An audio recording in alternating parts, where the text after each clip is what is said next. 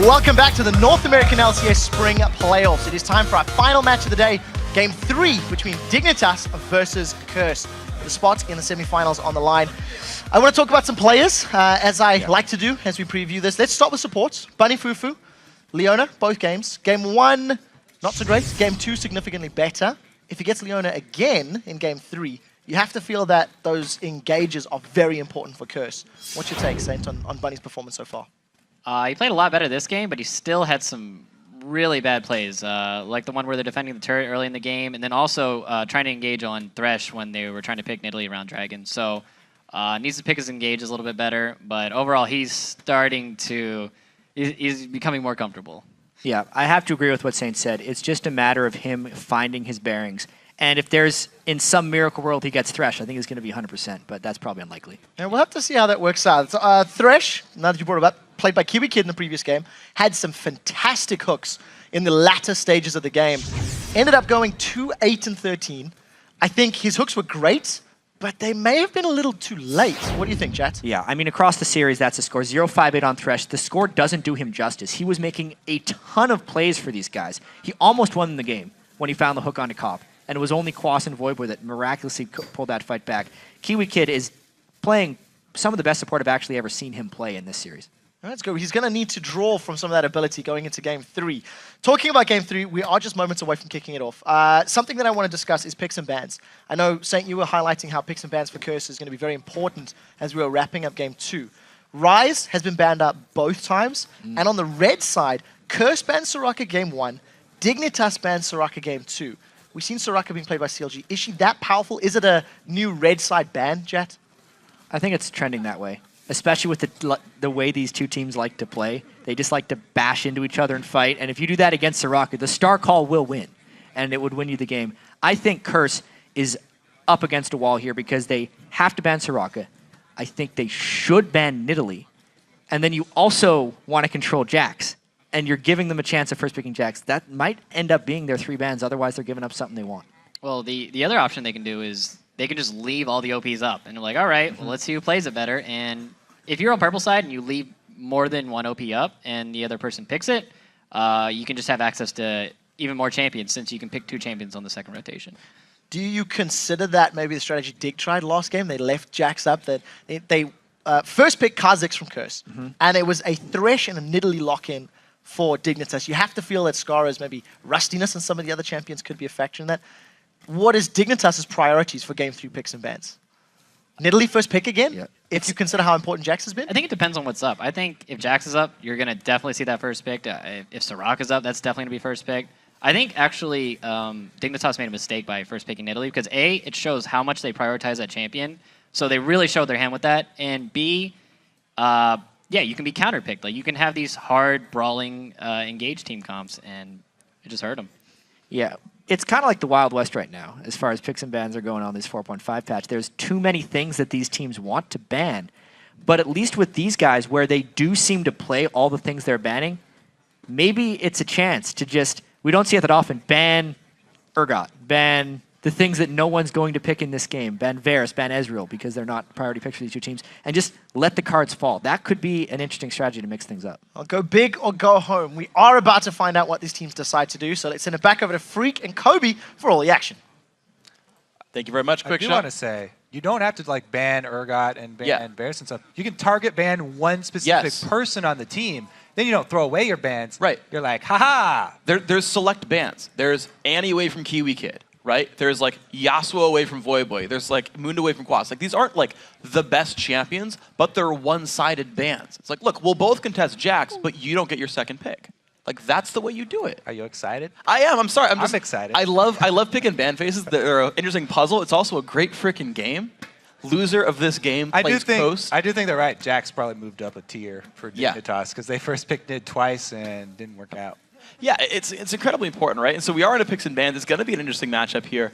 And I do want to see what these guys have decided. You know, you get a 5-10 minute break between games to say, okay, let's wrap our head around it. These are things that are important to us. Cruisers Lee Sin every single time. Okay, I understand that. One-sided ban for the most part. LeBlanc away from Void. Okay, again, that's fine. Bunny FuFuu's Thresh, right? Still generally one-sided bans. Like, yes, KiWiKiD plays it. Yes, he's good at it, but like, it's a targeted ban more than it's like the, well, it's Soraka, of course you have to. Yeah, I think that's the way to go. All right, so the Cossacks actually this time here going to be banned as well. It's Curse first picked it, and I think they banned it both the other games. So last ban is Soraka. That's going to be the Jax. Yeah, of course. And there it is. Dignitas have realigned their priorities here. Jax taking the place of Nidalee. He's moved up a notch in the power, and they've decided to lock that one in. I mean, nobody's going to argue against that right now. Yeah, but I want to current state of the game. I mean, Korea, same thing. Absolutely. Highly valued. Europe. Highly valued. Yep. All across the world. What I want to see is Curse to go for a 2v2 and play Renekton. Because we've had 2-on-1s every single game, right? Jax just gets to freeze a lane at some point, TP to the farm, and reach late game. Like, nothing threatens I him. do feel like that is risky. Like, how can you guarantee that you're going to get the matchup with Jax versus Renekton? If Jax has an early lead, if Jax goes to a lane you don't expect him to go, and Renekton has to follow him there, getting a half a wave short or a wave later, then Jax actually can win that lane matchup. But you can summon a TP to the turret right off the bat. Like, you'll see him and you'll miss at most a minion. All right, that's true. That's my take on it, right? True. You're gonna run teleport anyway. Like, you don't seek a matchup and then go ignite. Like, that's like the worst idea ever, because if you fail, you're screwed. It's just risky. I mean, sure. And then you always still have to worry about the end game. I mean, of course. But you figure, look, you know, right? I'm talking about Cruz right here. Like, Cop and Bunny FuFuu, incredibly strong lane. Like, they should be able to, like, you should, if you're gonna try to win a game, you should be confident in the fact that you can win a heads-up matchup. If you're dodging that, it just sets you farther back. Dignitas, they're gonna get 2 cover picks for themselves. They're gonna get the Nidalee mid anyway with the Soraka ban. They're gonna get Andy for KiWiKiD here, which is a great choice, of course, on him. And so Dig has a lot of things they want. The thing, if they went with a Renekton now, then they'd have a Renekton and a Xin Zhao, and if they do not capitalize on the early moves, then they would have a very rough time. Fiora into Jax is not usually a good idea. Anytime a regular ability counters your ultimate, it's not a good matchup. Jax can just pop his Counter-Strike. Yeah. Chris gonna look for the engage again. Makes a lot of sense running Leona here. Lucian, of course, was such a high priority pick. I'm surprised that Lucian's been so important for both these teams. Curse have like first rotationed it on red side, I think both times here. Really wanted that champion. This time around, I thought that Curse was gonna bring the momentum to this game and carry it through actually, but I like this early picks and bans here for Dignitas. They're going back to what worked in game 1. They have almost entirely the level, their game 1 comp, except that now Imaqtpie didn't get Lucian. He's now got Graves here. So Dignitas in a comfortable strat where they won game 1 convincingly. Yeah. Curse, they've got some mix of engage. I mean, they might go back to Yasuo. Ooh, interesting wrinkle here. They don't have to fully rely on Leona if they can get this TF. Okay. However, Jax late game split pushing versus TF's late game split pushing, Jax will crush your face. That's true. The thing is, Bunny is like laughing as he clicked a Kali. I want it to be the case, but it's it's Curse gonna play basically the mix of game 1 and 2. Gonna say, okay, yep, Xin Zhao jungle, but instead of Yasuo, you're right, the engage wasn't very good. Run the default Lulu. Voy has been good on Lulu this year. Huh. The damage is low on this I'm team. going to say, if they get the engage, how are they going to burst down somebody? How do they kill Jax? They got to work with the early game here. Interesting. Yeah, I don't know. I think Dignitas have a little bit of an edge here if they are able to play the beginning of the game out as they want. I wonder what Mundo's going to do in this one. I do like Mundo coming back in with Summoner Heal. You can remove Ignite, makes your ult more powerful. I understand Mundo. I'm just curious about Mundo into Jax, because I feel like you get out late gamed and out laned.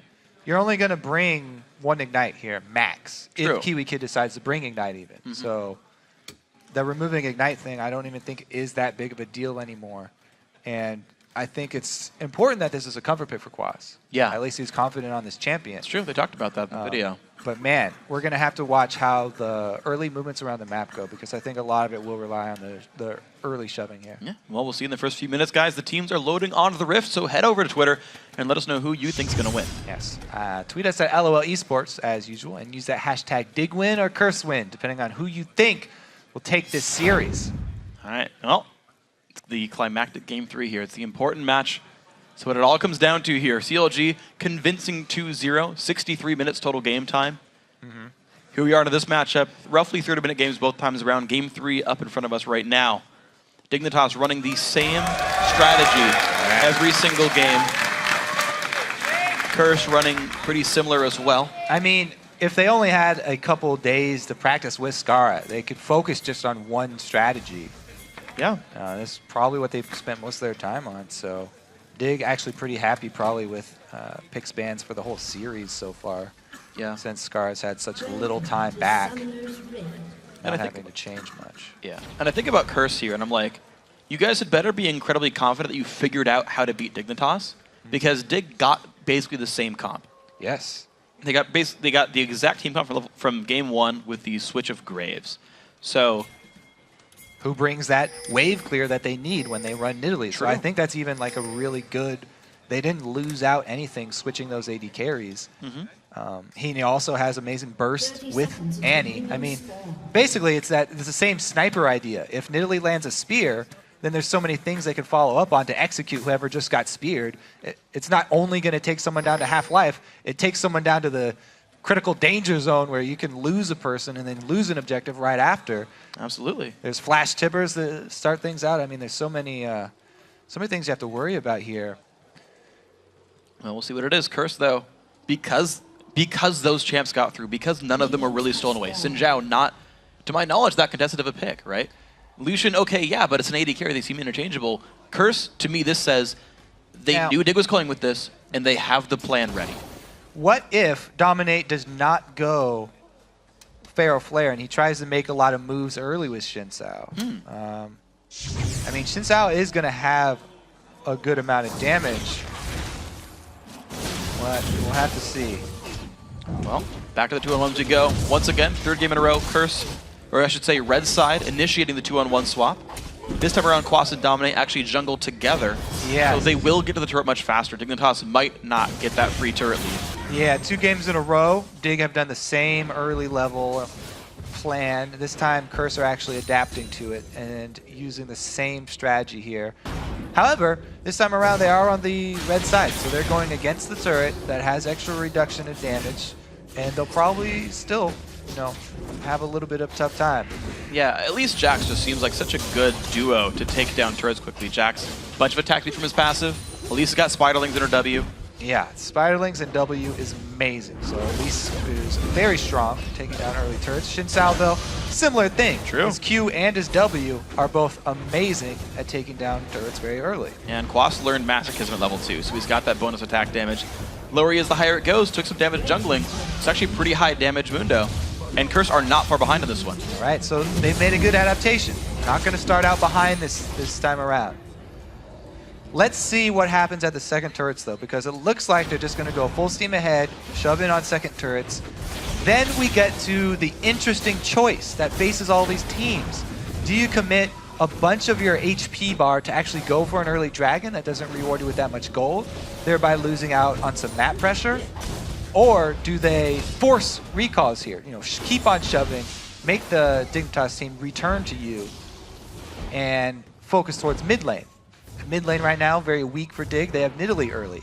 You can actually punish that champion pretty hard in the early game. Lulu can shove in. She can clear waves really easily. Nidalee pre-6 does not have that option. And you're seeing a 50% minion lead for Voyboy right now. Yeah, it's only 7, but he's consistently pushed down to the turret. Denied, gold this way. It's a 200 gold lead for Curse as a result of their minion game. See how this one pans out right there. Of course, the turret's going down. Equal situation as far as the map control goes, though. And Crumbzz, I like the choice. He early recalled to make sure he could get control over his jungle again, and he's now got a red buff, and he's ready to gank. Dominate as well, getting his red buff. And continuing with the normal jungle route. I think it will be regular then. He's going Feral Flare. It's nothing wacky. He's not going for some weird bursty early damage or something. Yeah. Normal stuff in this one. Voyboy. Scarra still trading 8 minions right now. Boy gonna miss a couple. Gets those right there. So here we go. The interesting wrinkle this time around. Dignitas have the minion wave very deep there with Jax. just trying to nurture it and prune it. Whereas Curse actually shoved it pretty quickly so that they could move up for that early dragon, as we talked about. Interesting. All right, so the wards are going down rather quickly. Cruiser looks like he's not yet going to cash in with the teleport. Voyboy taking some poke, low on mana, but there it goes. Picked up now for Dominate. KiWiKiD up in the mix there, flashing away. Bunny FuFuu is low. Cruiser re-engages with the stun. Quas forced to run. He will drop to Crumbzz for first blood. The answer onto KiWiKiD. Bunny FuFuu has to flash. He will survive. Dominate also. QtPie, one hit, can't get it. Scarra trying to help him out with a summoner heal. IWillDominate though takes a javelin and down he goes. And now Voyboy is caught out on the wrong side of this fight. So is Cop. 4 kills picked up for Dignitas. I think that could have almost even been an ace if QtPie had kept going. He got a little bit scared of the red buff Xin Zhao and did not continue to try and chase Bunny. But Dignitas, they make the choice. All right, you can have that dragon. It's going to get you low enough. We will kill everyone. Teleport in with the Jax who was freezing his lane, and Cruiser comes up with the flash, leap strike, giant stun. 4 members locked up, and it's easy for Elise. At this point in the game, she's such a strong jungler. Once she gets every single ability, they're able to chase down. He has gap closers, he has CC, and Cruiser is going to be very happy to clean up some extra money here. QtPie taking the ones down up top. And there's no chance for Cop to take that kill back. So, 4-1, 1,000 gold right in there, Dignitas. Looking so far great in this game. That's what I say. The early dragons are very risky. They cost you so much of your health to go after. It gives you a very weak sort of 5 to 10 minutes game. And Dignitas capitalize on it with their giant minion wave that Cruiser started before the teleport. They actually get back there in time to meet it at the turret. Teleport comes in though. Curse wants to stop it and clean it all up. Oh, the juicy Lulu Glitter Lance. Yeah, absolutely, man. Can we get a slow motion replay that one zoomed in? Challenger series, maybe? All right. Dignitas QtPie, though, is going to hold the mid lane solo while his Team 4 pushing the top lane. To be more minions going this way. Of course, the teleport was forced away. That was something that Saint talked about is, yeah, you know, make a play to force the teleport out and get that on cooldown so that you guys can do something else. QtPie aggro's the blue buff. He knows about it. And CS is heavily in favor of Curse now. But they lost so much with that 4-man kill at the Dragon. It'll be interesting to see how they pose the next couple of steps here. Already an early ward onto that blue buff. Could be dangerous because Dig already claimed theirs. They've secured it. It's true. And the ward went down, but QtPie could have gone for it. Like, no one checked for a good long time, but they're make the way over. Well, they're waiting for Crumbzz to come back over because he was hoping to get their own blue buff. Too slow, though. Glitter Lance takes it. Nice javelin, though. Tags Dominate. Nice shot right there, Scarra. Minions go down. Dominate's out of mana. Is going for the Wriggles. No surprise in this one. Early Sork shoes, though, for Crumbzz. It would have been crazy. Yeah. To go for some bursty stuff, but not to happen here. So that means that at this point, Elise going to have way more influence on any sort of team fights that break out. Early penetration here. Crumbzz is going for high impact right now. We'll see what these guys can do with this one. Top lane once again pushed in. Scarra is level 6, so is Voyboy. They're both wearing blue buffs, going towards Athenes as well. This time, no Morella Namicon here. It's going to be the standard stuff for Voy. He took one too many javelins last game and said, you know what? MR is a good stat against Nidalee. I'm going to buy some. Yeah, decent against Elise and Jax as well. All around pretty good buy there. Scar trying to get those Fog of War spears. Hard to push on that blue buff Lulu. That's why that secondary blue buff spawn was so important. There's a big minion wave in the bottom lane pushing toward Dignitas' outer turret. Braves. Yeah, QtPie is going towards it. Curse aren't capitalizing on it, though. Like, it's building up, but they're not showing any signs of rotating. They are pressuring mid, though, which will make it a 4 versus 3 in this lane. If they can make something happen. There's no wave through without Graves. It's hard for them to actually push onto the turret, though. As we say there, the speed, they're actually buying enough time even for Crumbzz to jungle. So this is pretty big that he's even able to get this. Mundo walking all the way down. Cruz's got to make a choice. Join the team or try and shove this lane. Oof, Cop takes a javelin, but the turret is going to get pushed on all 5 show. Cruiser, no teleport. Wow, Curse back off in a 5v3. They backed off, didn't stay for the turret. All right, again, Dignitas, side lane shove. They're doing both of them while Curse try and make something happen mid, but it's too early for them to go for any kind of tower dives. So Dignitas slowly getting a little bit more control of the map. And then once they have 2 lanes shoved up, they get the choice of if they want to pressure top or bottom. And we'll see. Cruiser gonna take his time up in the top lane. QtPie's already shoved out the bottom lane. He's gonna recall back. Should be a blood. Nope. Can't quite afford the Bloodthirster, so just boots the speed. Man, The Dignitas AD carry. those are some deep pink wards that Dignitas have been able to get to. We talked about how important vision is in the early game because all these turrets are down early and because everyone is swinging back and forth from top lane to bottom lane to mid lane, trying to keep track of these minion waves. Vision inside your enemy's jungle is paramount. And again, it's Dig who have the advantage. However, they've used pink wards for that bottom side, which do show and should be able to be cleared out by Team Curse because it's hard for Dig to contest those.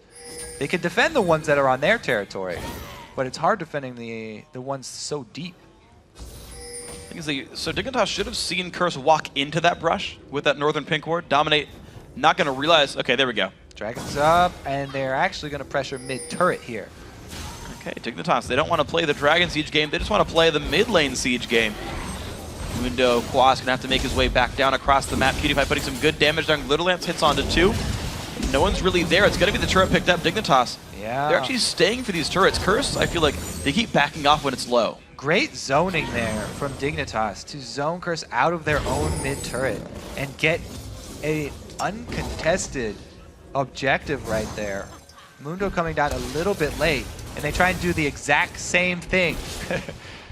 Dignitas faint over towards Dragon, and Curse make them pay for it with the exact same move. All right, so equalized here. 500 gold apart. Dignitas are up 3 kills to the Dragon of Curse, and it's basically a tied game on this one. Dominate looking to make his way down across the map. Yeah, you got to be real careful about pinning yourself inside the Dragon at this point. Neither team wants to start it up. This is going to be a mid lane shove, game of chicken versus the bottom lane shove. Can Dignitas actually keep Curse over here? Because the AD carry here, Cop, he's shoving up that mid lane. They're going to lose minions to the mid if they don't make a decisive move. Are we going to start the Dragon? Or are we going to shove bottom? Yeah, Digger's still We're stuck starting there. the Dragon, that's the call. Right, there we go, down to half HP. Quas still trying to poke a little bit. Scarra's going to hurt a bit more. Down to half HP. Dominate shows up for it. This is going to be the fight to watch. The engage going to be flashed away from Dignitas, though, on the run, trying to escape. IMaqtpie dashing away even more, but gets knocked up. Down he goes. Quas finds one. Cruiser now joins the fight. A lot of damage comes through, though. Cop is just firing from the back lines. It's 3 kills picked up for Curse, and Dominate actually lived through the whole thing. The slow onto KiWiKiD. Gigantic fight for Curse. Kiwi should be going down.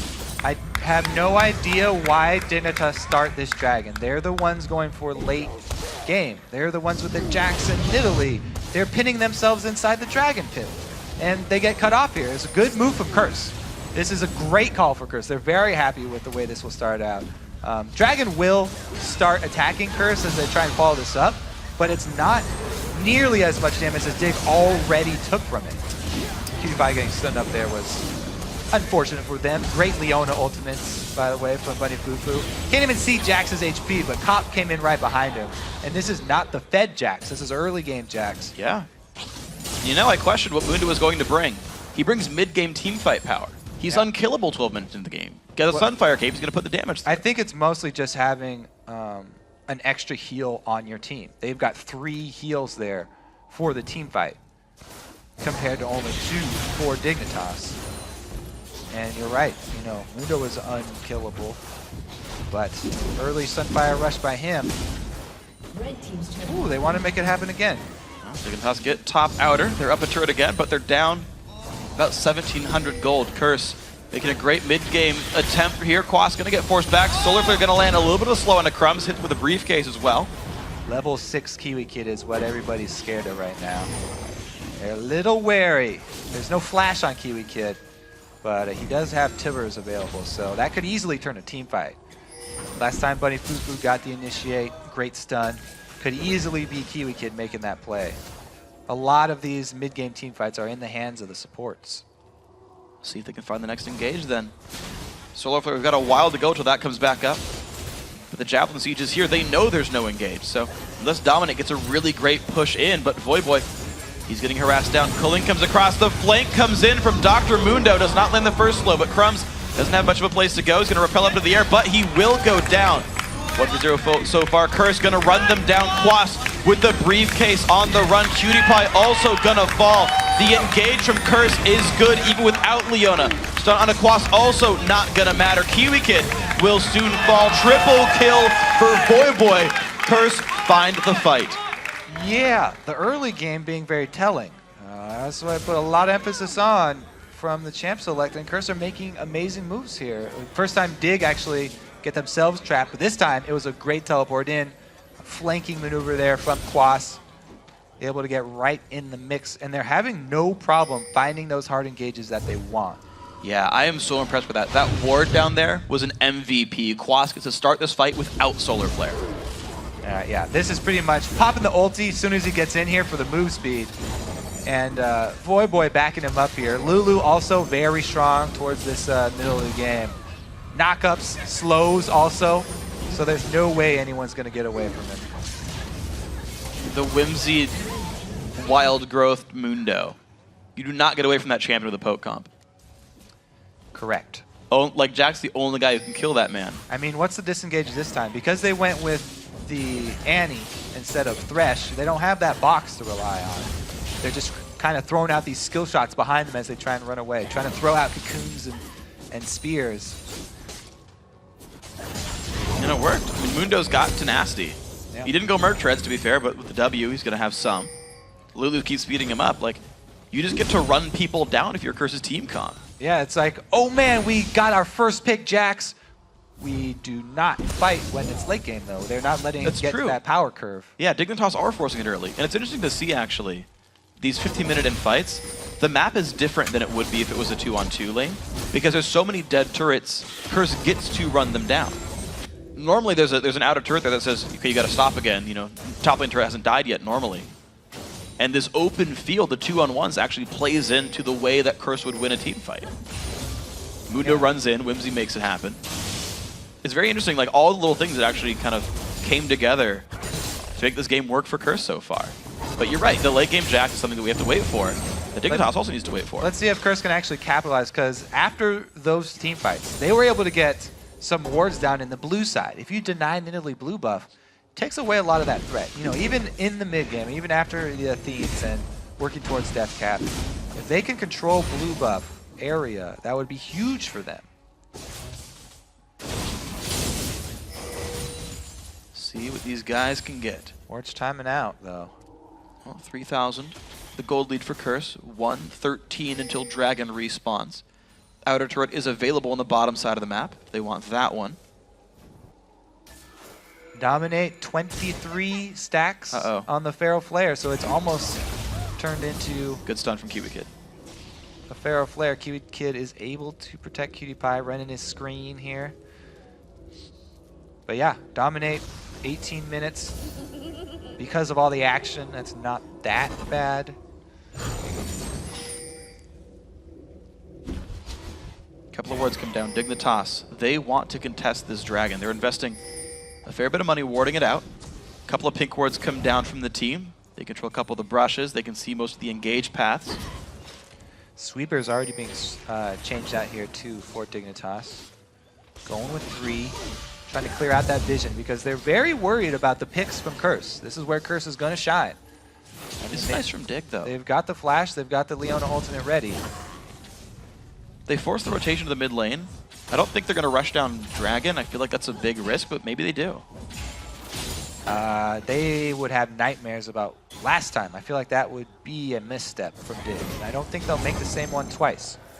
Javelin comes out, Bunny FuFuu has the shield. Whimsy is coming on. There comes the engage. IWillDominate knocks back Crumbzz, and here is the battle. Moon to the front line. 2-man Solar Flare. Cruiser's going to be going down almost for sure. So far, 1. Now it's 2 kills. Curse in the lead. The dive on a QtPie. Glitterlance not going to mean much, but he takes it anyway. Bunny FuFuu eats a Javelin just for fun. Double kill for IWillDominate. Curse again win the fight. Yeah, making it look... Ooh! And the flash in. Cop secures the 4th kill of the battle. Dragon also surely to go Curse's way. 12-4, convincing in the fight. I mean, Curse is making this look real easy. If the engages, oh, almost be able to get that with a spear. Dominate though. He can smite away Dragon. As long as Crumbzz isn't around, he won't be outsmited. Dominate, great engage here. Crumbzz Sao, by the way. And then another Solar Flare. Man, Buddy FuFuu really crucial to this team. As I said, there's a lot riding on supports when you run these two types of teams. And they've been able to get the engages that they want. I mean, they're making it look so easy here. They have flashes available. I feel like the thing that DIG are not respecting is the flash distance. Yeah. Dominate was able to get his flash engage there for the slow, queuing up a nice Solar Flare there. Yeah. But again, DIG are kind of putting themselves in these positions, so. Good thing he didn't run heal. Yeah. Flash engages. Quite successful for him. We were being a little facetious with that. Everybody just run heal exhaust. Still want to see it. But I still do want to see it. If DIG exhausted all 5, would they just win the fight though? Engage all you want, gonna exhaust you. Well, Scarra now on the back foot, 0-0-3, 123 minions. And again, DIG return to the 1-3-1. Double split pushing here. Yeah, now I think they really do. I mean, you kept calling it, but I want to reinforce the point a bit more.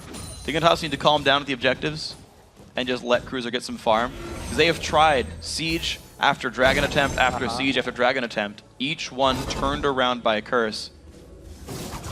Make them force the engage under Dignitas' turrets. That should be the MO. Just wait for Graves, wait for Nidalee, wait for Jax to scale up. Yeah, make Curse dive. And we talked about, where's Curse damage going to come from? It's going to come from gold, just straight items, because that was a lot of money that was given over to them very early in the game. When you get that kind of gold lead, the power difference is fairly substantial here, and they're going to continue. They just need to force things, get some vision down in the jungle, pick people off. See what they can find. 6 stacks on Pharaoh Flare, by the way, for IWillDominate. So he's going to start scaling those up in team fights as well. His AoE working nicely to get extra ones. Yeah. So the siege. If you had something like Thresh or like Trundle, which DIG had used at different points as well, then they would have that disengage and they would have options of running. But they don't have either of those, and they also don't have a talisman. The talisman is very expensive, not quite completed yet. Not even working towards it yet. He still has the spell things. I expect him to probably sell that. Try and get some speed for the team, because they're having a very hard time. They have no mobility. He does need it. You're absolutely right about that. I don't think Twin Shadows would be enough. You'd stop 2 of the engagers, but I think that's insufficient. Like, I don't think this is true because of Flash Xin Zhao and like Flash Leona, but like, you almost get enough out of the slows from like Twin Shadows or Frost Queen's Claim. But yeah, getting your entire team out of range, I think, is more important. I don't think you can just go for those upgrade paths. But KiWiKiD, he's going for damage. He just got to grab the needlessly large rod on this one. He's saying, you know what? The way we're going to win this is bursting people out when they do go in. Removing IWillDominate. But Dominate's already starting to go tanky. Yeah. I mean, on Xin Zhao, you really... Getting control of the Baron is pretty big here for Curse, because the Pharaoh Flare is completed. There's one ward they didn't see, though. Now they do. Aha! On Xin Zhao, he does a lot of damage just with Pharaoh Flare, but he's also added into that a Hex Drinker. Great flanking teleport in. Can he cut anyone off, though? Looks like no, but that does give advantage Jax then. Yeah, huge room for Cruiser. 5-minute teleport cooldown. Dominate takes damage. This forces Curse to react, go back to their base and defend. Dignitas just bought time. They still don't want to fight. So really, it's just trying to pull attention away from the Baron area where fights can be forced. And buy enough time for the Jackson mid to scale up. And even the Ana to scale up. Like, if KiWiKiD goes, I would guess, I almost want to say it's Deathfire Grasp more than Death Cap. Like, I don't think Zonius is worth it for KiWiKiD. But yeah, if you went DFG, it would help Scarra, it would help Crumbzz, help Cruiser a little bit. Until you get Void Staff, I don't think you can really justify getting a Death Cap on a support. So, that's my expected build. It's going to be hard for KiWiKiD to get positioning on Cop. Like, if he got a Deathfire Grasp, he would be able to 100% to 0 an 80 carry. However, how is he going to get his squishy little Annie self past Xinsao, past Mundo, past Leona, that are all backed up by this Lulu. He's going to have to get some sort of flank, some kind of crazy speed boost, or he's just going to YOLO flash in and sacrifice his life. Well, KiWiKiD does have Distortion Enchantment. It'll give us some movement speed after the flash, so I think he's probably going to die after maybe the he's flash. going to YOLO it. He's pretty squishy. Yeah. That's the other thing, though. The drawback of putting a lot of your faith in the support Annie engage is that if support Annie takes any damage before a fight, she's very easy to kill immediately. If they're able to pick her off or something, or shoot her before it starts, then that's your whole engage gone. But Dignitas has successfully gotten control of the map at least a little bit. They've swept away most of the wards in the Baron pit. Curse have none. A little bit of money picked up for Dig, and Cruiser has spent that time split pushing 167 CS. He's most of the way to Trinity Force here. Cop actually playing very defensive on his wave clear because there's no wards to see if he's safe from rotations. Dignitas got map control back. They do have great vision of the Baron area. And they have Crumbzz, who basically has controlled all Barons. True. In the matchup. He's been ridiculous with his smites. Dominate. Quas going to do with the Scarra, reveals with a trap. That does show what's going on very briefly, but no one's around to get the smite secure. Dominate, nice move. Walks forward to face tank a Javelin just to ensure he gets it. Yeah. I mean, Curse definitely have a huge advantage right now, and it's not like they fall off quickly. Their tanks scale up really well too. Xinsao and Mundo are going to be scaling well towards the late game as, on a similar course here. So yeah, I'm actually curious on something, right? So like, you actually have some pretty good hard CC to stop Jax for a while, yep. Right? You've got Whimsy, you've got an exhaust from Leona, you've got Leona herself, you've got Sinjao to knock someone back, and even though Jax does scale incredibly well and all that, you've got a Mundo who's going to become eventually invincible, and a Sinjao who can scale to infinity here, and is going to be a much bigger damage threat than we expect. Yeah. And because he's not doing all those rotation games, he's getting to farm. He's got 119 CS on a jungler, so and will have a lot of damage. What it is that Jax scales really well for split pushing, for solo fights. Looks like they might have to call him in here, though. Curse have vision control on Baron, and Jax is nowhere near the base. Burning this one down. Dying extremely fast. Crumbzz, can he get over the wall in time? Looks like it's still getting burned down. There's the repel into the air. Red team picks up Baron Nashor. That is Curse to take that one over. KiWiKiD forced to run. Nice slow lands. And down goes Annie. Cannot get the engage in. Another kill comes in. Curse, gigantic lead. I think there were just too many early game mistakes from Dig that gave Curse way too much money. They're so strong right now. You saw how easily they can tank Baron. And I talked about how their tank line scales. So that's all they really need to do. Wait and then force Dig to come into their hands. Looks like a pretty good advantage towards mid now after picking off the initiate. Voyboy's got enough AP that his shields completely tank Scarra Javelins right now. Without any magic pen at all for Scarra, Voyboy takes 0 damage as long as he picks the right target to shield with this one. So there's a lot less recourse here for Dignitas. KiWiKiD actually in the last fight tried to flash engage to save himself. Died after flashing, so just lost a cooldown on that kill pickup. There's even less tools now for Dignitas. Yeah, 4 to 14 is pretty telling as well. We'll have to see. Curse now in control of the bottom side. Will they wait in this jungle though? Bunny FuFuu circling around the back side. This could be pretty bad for Dignitas. Well, pressure is on now to the bottom turret. Bunny FuFuu making rotation. Exactly, keeps him away. Baron buff on 5. Curse happy to keep this pressure going. 10,000 gold lead. Very significant margin for these guys. 4 are there. Quas gonna hold top lane on Mundo. 3, 1, and 9. Very tanky man here. Visage, Randuin, Sunfire. Level 15. He is above Cruiser, and I feel like if we actually win the duel, he'd be tanky enough to not die to the sustained damage and just burn him out with all the fire. Definitely has a good chance. I mean, Jax has completed the 2 main items, but he's still behind. So much global gold gives Quas the advantage here on the Mundo. Ridiculously tanky, plus he is running that heal. I think what's really telling is that both AD carries have gone with this mid-game spike in damage. This is as mid-game focused as you can get. Bloodthirster, Last Whisper, and Shiv on both of them. Yeah. Like, this is all about the mid-game wave clear, mid-game tower shoving, and the team fight spells that they can bring and burst. We'll see if they can find any more with this one. KiWiKiD, lightning comes out. Shocking pickup for him.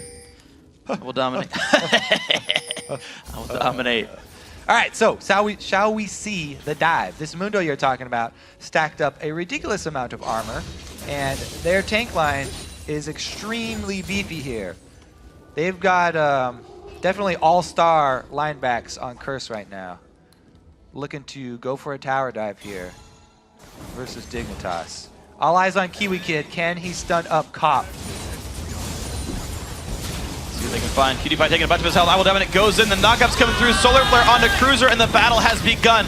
Tibbers comes across, backline, retreating for Dignitas. 1 kill picked up. That's Crumbzz going down. Cruiser takes a briefcase, takes a heal. He's still running, but he goes down. Double kill for Cop. This could be the final push for Curse. All right, 4-16, looking to end it already through the bottom lane. IWillDominate takes turret aggro, though, has to back away, losing a lot of health. Runs away with nothing left. The shutdown actually comes through. That is Sinzhao dying with the trade back. QT falls over. Now 4-2. Second turret going down. Looks like Scarra and KiWiKiD not going to be able to hold it. And in 31.5 minutes, Curse come back for Game 3, and they're into the semifinals. Congratulations, and look at that Voyboy ecstatic with the win. They're able to actually defeat Dignitas this time around. They get vengeance for last. They really do. Wonderful play by these guys. Voyboy overcoming nerves the entire season. We had games delayed. The whole team series really coming around. Yeah, especially in Game 1, you saw how pensive they were, and finally showing up to deal some real damage in fights. The Quas flanks, I gotta say, were massive. I think that was the first big turnaround in the mid-game. Just in general, man, those guys made it happen, buffing up the front line. I feel like Quas carried both Game 2 and 3 for this team. He definitely had a huge impact on both of the games. The Jax factor was undeniable in the second game there. And likewise, Mundo, this time around, as you said, the tank, they're really looking to scale those tank lines here for Curse, and it worked out so well. Yeah. They got 3 hard engages for fights early on in this matchup. That is exactly what Dig did not want. Yeah, Dig honestly playing for objectives a bit much. Like, some of them were like, okay, you're sieging a turret and like, sieging a turret with solar flare down. You're like, all right, we're gonna be good, right? They have to, back away. Javelins will land, eventually get the turret. But the TP flank from Mundo, that was awesome for one of them. But there's 2 that were just like, Dignitas started a dragon. And they didn't land any javelins to earn the dragon. They were just like, we're going to hit it. And we're going to hope that we deal the damage. But as you identified, no disengage tools, no trundle, right? No thresh. Thresh was a big time. Yeah, and that's funny because we talked about the important picks in Champ Select. Oh yeah, get rid of Bunny FuFuu's Thresh. That was a ban. Oh yeah, first pick Jack. So those disengage tools were removed as options in Champ Select by Curse's own volition, or Dignitas' own volition. They removed the tools they needed. It was interesting. But too bad for them. It worked out. Guys, let's check out the playoff bracket after the last quarterfinal showdown. With their 2-1 win, Curse advances, and they're going to face off against Cloud9 on Saturday in our second semifinal series. Well, Dignitas will face off against Coast to determine who will be sent to the Summer Promotion Tournament. For more on Curse's day on the Rift, oh, just kidding, hold on. We're going to talk to Curse a little bit later. Just kidding about that one. So the playoff bracket there, right? Tomorrow, both semifinals, and the 5th, 6th place game. Those are important ones. So Curse Cloud9. CLG versus TSM. That's a big one too. Curse Cloud9. If Curse actually keep this up, right, and they're making these good moves and Quas plays this kind of a series, that's a big chance here for Curse to make the play. I think they overcame a really big hump that we saw. Stark differences between Game 1 and Game 3. Nerves definitely looked like they played a big part in that first game. Yeah. And maybe now Curse will have confidence from the very beginning of their series moving forward. Yeah, and then the other matchup, CLG TSM, long-time rivalry. Of course, CLG has won a game now in this series, or in the regular season here in the 2014 Spring Split. So they've got that chance. I mean, these guys are all fighting for top team NA. That one's always really exciting. We'll have to see that tomorrow, though. It's going to be all kinds of exciting. So for more on Curse's day for real this time on the Rift, let's throw it over to Trevor at the analyst desk. Thank you very much, Freak. I do want to welcome Curse's Voyboy as well as IWillDominate to the analyst desk. Let's start by saying congratulations on the win. It was hard fought. Boy, you looked a little bit emotional at the end there, jumping, getting all hyped. What did the victory here mean to you? Yeah, this like match meant a lot to me. Like, we did not have the best season. We started off with rocky footing. We really could not find like our wins. We did not look like a team. And another backlash from that was there was a lot of pressure on me too. Like, I would go like constantly my Twitter and Reddit comments and like Facebook, I would just get like, go back to top, like you don't deserve to play in the LCS and stuff like that. And like that was really hard for me to take for a while, but I just tried to block all of that off, like look to improve myself and my team as well, and just like try to make us as good as possible. And I think in the last like month and a half, 2 months, ever since we got Bunny, we've been playing really well, and I'm really confident in the future of our team. And I would be very surprised if we don't like finish top 3 here. So I'm really proud of how far we've come. Well, it's really great to hear you speak so positively. Congratulations. That was a great series. I do want to talk a little bit about the games. Dominate, expand on me your picks and ban strategy. Game 1, you guys had a pretty clear focus. You were, taking out the Soraka, etc. You didn't panic ban when Nidalee was in your face on the Jax. And it felt like you stuck to your guns in terms of your strategy. Was this a clear, conscious decision, or how did the games go in your minds from that perspective? Well, we knew ever from game 1 that we could win the fights in the series. So as long as we didn't get outplayed strategically, they didn't get an early push on us or like get a dragon advantage or something like that, we'd be able to win the games. So after the first game, we didn't really take it as, oh, we lost because Jax and Nidalee are just too hard to deal with. We lost because we made a mistake. We should have been able to respond to their split push, and instead we kind of just forced down mid, and we weren't really conscious of how much damage they were going to get on our turrets and inhibitors at that point. So yeah, I just think that we kept our minds about us. We practiced against Jax, so like we know how to play against it. It's not something that we can't play against. So we decided to keep our strategy, play against the Jax, and just try to execute the team fights we had in game 1, keep that same thing into game 3, and then just not make the mistakes that we did with the split push. It definitely got better as the series went on, and it ended up working 2-1 in favor. How did you settle the nerves of Quas and Bunny FuFuu? Because game 1, they didn't look up the standing. Game 1, they didn't look like they were really in it. But by the time we got to the 3rd game in the series, that was one of the best Mundo performances I think we've seen in a while. And, Bunny FuFuu really shone as well. So is this something that you took upon yourself, or how did your team get over that? So when we play as a team, we really like to pump each other up. I think, however, we're all performing overall is just going to affect everyone else. So first game, I don't think any of us were really on point. We weren't like... We were looking for like some okay fights. We like won in skirmish here or there, but then like when the moment came when like the logical decision was to send people back, we just weren't able to do it, and we lost a lot off that and ultimately the game. So I don't think it was Quas or Bunny playing badly. I think we just played badly as a team, and I think games 2 and 3 we came back really hard and just showed everybody that we can win games here. Game 3 got you off to a very shaky start. We have a replay. I think you guys know what it is. It's the first dragon fight. Let's pull this up onto your screens. Oh, now, we are going to show the first one, which didn't go well, and then the next one, which did go well.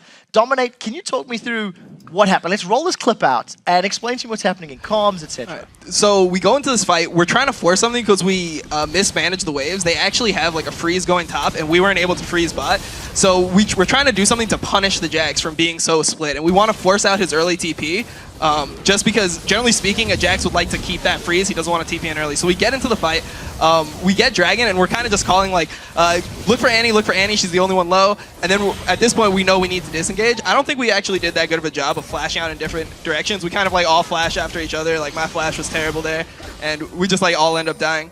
So it was really just a reactionary play to the freeze they had. We were trying to do something against that, and it just didn't work out for us. How do you mentally come back from a team fight like this in the deciding game of a series? What was the morale like, on your heads? We were honestly fine with it. Like we knew that we did lose a bunch of kills, but we did get Dragon, so it wasn't like a complete train wreck. And then we also kind of broke their freeze top. Their wave started pushing into us, so we weren't really in like a horrible position. It just kind of like felt bad in the game, but we just all like kept the mentality. It's like, yeah, next fight we're just gonna like destroy them. Like next fight we're gonna just. Well, the next fight did come a few minutes later. This one, Voyboy, I want you to talk, actually. Let's pull that second replay up on your screen. also starts with the Dragon Pit, and really these were the two, black and white engages. Let's roll this clip out, and all of a sudden, this is a Curse victory. Yeah, so there's a long cowboy desperado standoff here. We had people pushing down mid, and then they didn't start for a long time, and then they finally went for it, and we were pretty confident that we could win this fight. So they are taking Dragon, and we just we're looking for the engage. We get the Zinzal in, we Lulu ulti him, and then we just train them down, which is really a strong aspect of our comp. And although they are able to get a few of us low, they can't actually secure any of these kills. So we are just able to keep chasing them down, and we don't actually lose anyone. And we actually kill 4. I believe we get the Annie too. And then we just took Dragon right after. So that was a really big momentum swing back in our favor, and it was just complete opposite of the first fight. From that fight on, you never really looked like you were out of control of the game. It was just multiple kill chases after kill chases. So it was very well executed. I do want to ask you guys about some of your rotations and your map control, because Dignitas did give you a lot of headaches. And I would say all 3 of the games, the opening 5 to say 10 minutes, Dig seemed to get more towers and you seem to rotate better. How do you guys work on that going into the series tomorrow against Cloud9? I actually think that Dignitas did something really good in terms of their early push. They did something that no other teams do, which the standard 2v1 meta is you take 2 buffs, the top laner gets level 2, and then you push as 4. What they did is they only did 1 buff, 1 camp, and then they sent everybody level 2 to the wave. So every single time they'd get the push advantage in front of us, and we weren't able to really punish them for that. So in the 3rd game, we actually adapted, and we just did the same thing they did. We're like, all right, you're doing 2 camps and going to lane, we'll do 2 camps and go to lane. So we kind of just matched them there, and I don't think it will be that much of a struggle going into the next games, because no other teams really do that. And even if it is, we've at least got we've been exposed to it, so now I think that we'll be able to handle it better. Yeah, a little bit more aware of the options. 0-4 versus Cloud9 on the split. You have given them a run for your monies throughout the course. The games have been competitive. What are you expecting going into your semi-final series? I think that we're going to take it to 3 games. I mean, we've been practicing really hard. We've been winning games versus TSM, CLG, and all these other teams, and I feel pretty good. Cloud9 is probably the best team in NA right now, but I think we can definitely come out strong and hopefully with the win. So as a final question, it's something that I know has been discussed and brought up on Reddit and social media and things like that. We've seen heavy engage styles of compositions and run you down today in the quarterfinals. Dominate, are we going to see a Curse poke composition or some variety tomorrow? Or are you focusing on the one play style? 100% we're running poke first game. First pick Nidalee. So that's what I like to hear. That is what I like to hear. Hopefully Cloud9 not watching this. So yeah. Well, if they are watching, is it a nice mind game here, Voyboy? No, we're that's actually what we're doing. Yeah, if they ban Nidalee, we're screwed. Well, congratulations again, guys. We're looking forward to the semi-final tomorrow. And, of course, you've locked your spot in for the summer split. That wraps us up here on the analyst desk. We're going to throw back across the studio to freaking Kobe. Thank you very much, Quick Shot. We're going to see what happens with Nidalee there on Champ Select. I predict first ban Cloud9. We're back here tomorrow with more North American Spring playoff action. It's going to be great. Our first semifinal showdown, TSM faces off against Counterlogic Gaming in a best of 3. And then in our second semifinal matchup, it's the #1 seeded Cloud9 taking on Curse. And we'll conclude the day with another best of 3 battle for 5th place between Dignitas and Team Coast. That action all gets underway Saturday at noon Pacific time, 9 p.m. Central European Summer Time. These matchups, very important ones, right? So TSM versus CLG, Cloud9 Curse, grand final spots there, right? There's a 3rd place match the day after. That's all fine and good, but you've got those 4 teams in the battle to go to France, to go to Paris, go to the All-Star Invitational. That's a big one, but also at the same time, right? End of the day, that 5th, 6th place match, right? Loser likely to pick Complexity Black, but you lose that, you fight for your LCS spot. It's nerve-wracking. Yeah, nobody wants to even be in a position where they're having to fight for their LCS spot. No matter who you get to choose that you're fighting, you don't even want to have to fight that one. You need to fight me, and I'm horrible. You still wouldn't want to try, just in the case that I get lucky and crit every attack. Now, guys, we're going to sign off for myself, Kobe, Quickshot, Jat, St. Vicious, and the entire live broadcast crew. Thanks for watching, and we'll see you here back tomorrow.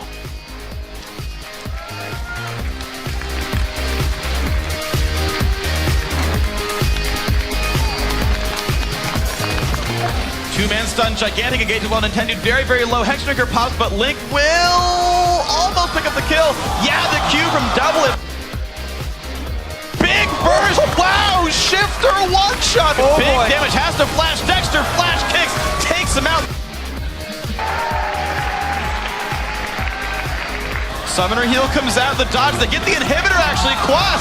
Now she forced to defend against Cruiser. KiWiKiD gets away. Quas comes around the backside but teleports. Scarra gets a lantern though. KiWiKiD with the save. Voyboy leads the counterattack. 4 versus 4. Bunny forced to run away. Another javelin misses. Cop takes down KiWiKiD. There comes the engage. IWillDominate knocks back Crumbzz, and here is the battle. Moon to the front line. 2-man solar